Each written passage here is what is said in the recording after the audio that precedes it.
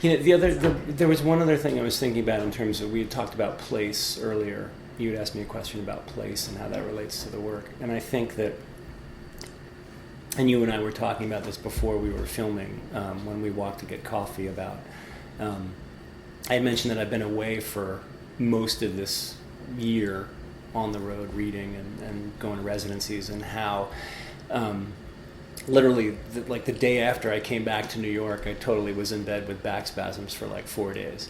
And thinking about that mental sense of like coming back home feels really, really loaded. And my sense of being in New York has always been one of I don't think it's quite as passionate as love and hate, but maybe some caring and then indifference, or I don't know.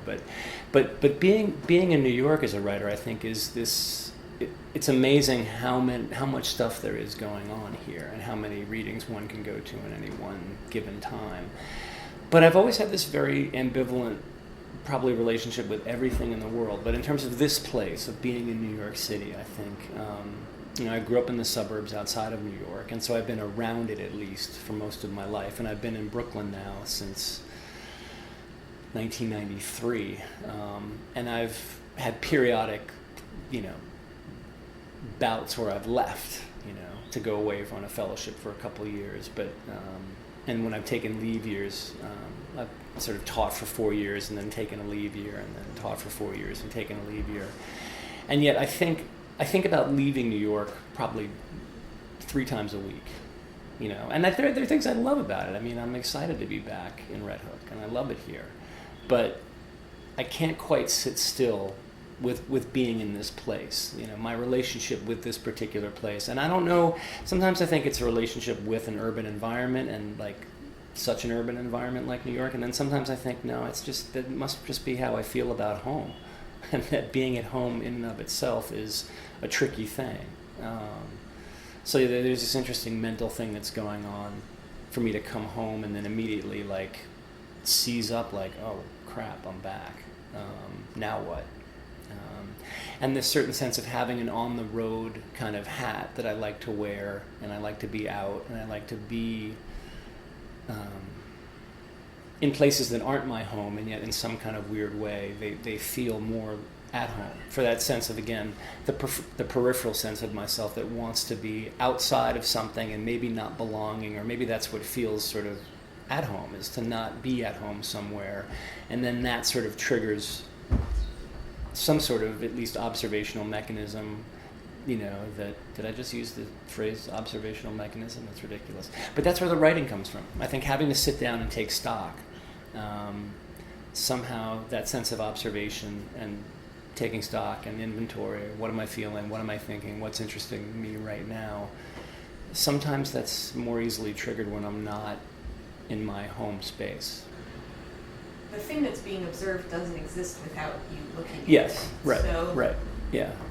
It's a great point. There's something disingenuous about me sort of saying that I am this sort of, I am this transparent eyeball, right? That it's just this objective look at the world, right? It's all filtered through huge layers, vast layers of fiber and filter, in one's own experience, one's emotional state, etc. So yeah, and there is something that's maybe a little simplistic about me sort of couching things like that. But I mean, if this idea of discomfort, yes, I think it's a huge thing, and there are moments of comfort and discomfort, in the work, and I think what you were just saying before about both being, I don't know, something about being both character and observer. Yeah, I mean, Dickinson has that quote about, the I in the poetry is not really me, it's a supposed me, or like a version of me. There's some, I'm probably horribly misquoting, but that sort of sense. Yeah, I feel like I'm always in the poem, some sort of emotional state or meditative thinking state. That's me, and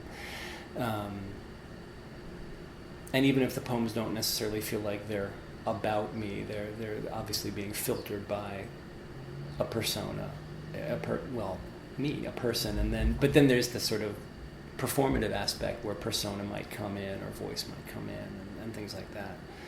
I totally interrupted you when you were sort of talking about yourself, but That's I don't okay. know. And I wasn't like calling you out. No. I didn't feel that way at all. But it was interesting to think about that. But and then going with this idea of how much of oneself is in the piece. It always feels like a given to me Yeah, in poetry. yeah, that yeah, poetry yeah. is, by its form, sort of reflective. Yeah.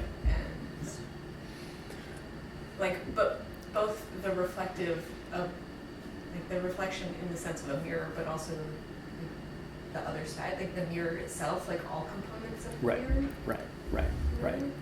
And the mirror too. What's interesting for me is that one of the one big influence I think on my work, or one poet who I love, complicated in terms of his life and some of his attitudes, but I love Wallace Stevens. I love Stevens' music, and I love the thinking in the music and the playfulness. I think sometimes he doesn't get enough credit for being a playful poet. But the thing I remember loving about Stevens and discovering in Stevens so much was there's always this sort of subjunctive sense of, if I were, or if this happened, or an imagination of what potentialities are out there, right? So even sort of from a case or a mood, when you start talking about things like grammar, and you talk about things like the subjunctive, and you talk about things that could happen or that might happen, there's great comfort in the mirror of whatever writing one is doing, reflecting both those filters and those layers of one's past self, or how one has been brought up, both in terms of emotionally, literarily, whatever, and then thinking about where one might go, and how that's both daunting and also very inviting. That sort of impulse, the what if impulse that drives, I think, any kind of writer, whether they're writing a novel, or whether they're writing a lyric poem, or a lyric essay, or whatever the case may be. That's both agitation and comfort at the same time, which I think feels whole. That feels like part of what it means to be any kind of whole consciousness of what's feeling good right now, and what am I worried about, and what's agitation, what's discomfort, and then what's comfort. I think all those things spill in, but then that has to do with senses of time and place too, and where I'm coming from, and what I'm both worried about that's coming down the pike, and then also what am I excited about? What can I create? What can I make? Are there things, I'm curious about, if there are things outside of poetry that we were just sort of talking about obsessions, or I was talking about my obsessions. Mm-hmm. If you have any obsessions that either are completely separate from your poetry, or that, if that's even possible. Yeah. I don't know. Or do you feel like as if your whole body, your whole life is poetry, or is it about being a poet? I'm curious about that. It's interesting, because whenever anybody asks me, what do you do? I never say I'm a poet. That still feels weird to me. It shouldn't. I ought to be able to embrace it. I end up doing the traditional silly thing where I'm a teacher, But yeah, I do think that everything sort of filters back to the writing. But the one thing that comes to mind with that question, that obsession, is sports. I grew up playing sports. I grew up in a family that watched sports, and I think that, talk about being involved with something that's bodily, right? That's physical. That's always felt essential, whether I'm playing it or participating in it or watching it. In some ways, I read it. I read books. I read sports as well.